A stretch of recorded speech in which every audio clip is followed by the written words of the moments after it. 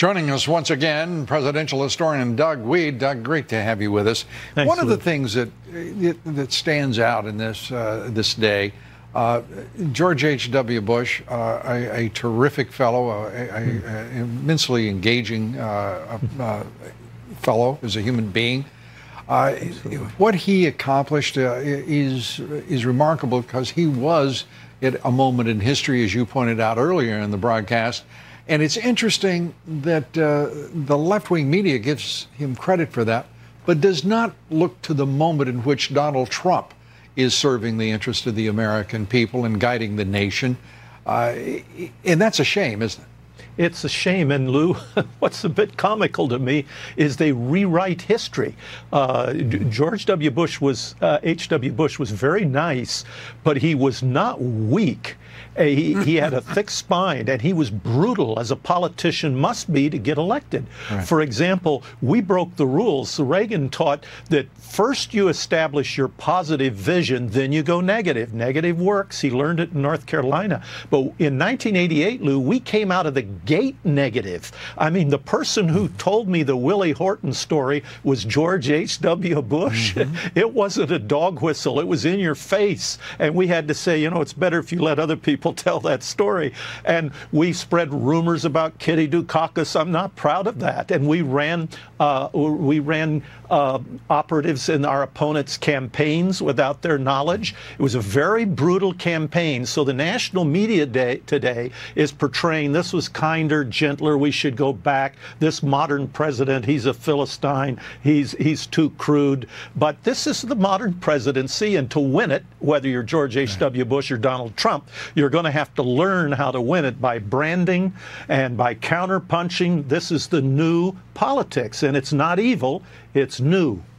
Yeah, and this time is unique.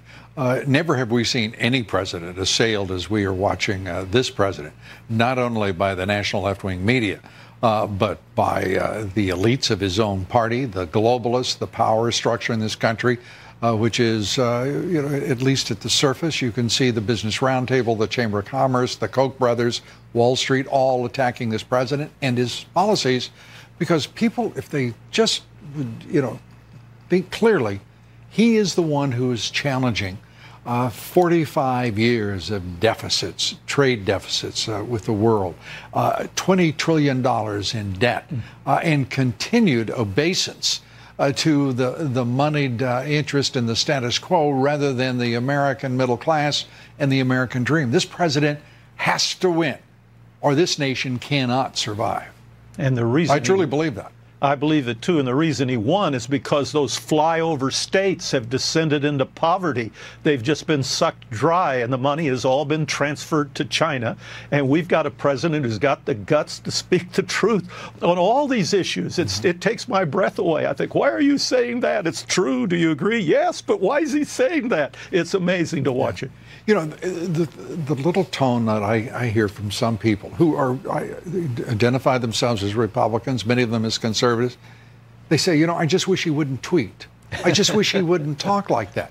You mean speak the truth? You mean speak to you directly and personally as President of the United States? When have you ever seen a president do what he is doing now? Yeah, people are always against anything new. They were against the lithograph. They said, well, Andrew Jackson was using the lithograph. They said, hey, but short, fat, bald John Quincy Adams won't be elected president if you use lithographs. Right. And then they were against William Henry Harrison because he used music. So now they're against Donald Trump because he's branding and he's counterpunching. And it's all evil. Anything new is bad. The media just can't take it. They can't take it because they are living on borrowed time. Let's be very, very serious here. And they're part of the establishment you were talking about. Absolutely. And also, each and every one with their corporate masters who have other interests than those that are so, well, seemingly obvious to audiences. It's all about money. Well, all about money and a little bit about power. Yes. Doug Wead, it's always great to see you. Thanks so much for being with us here tonight. Thank you. Thank you. Coming up next, John Kerry.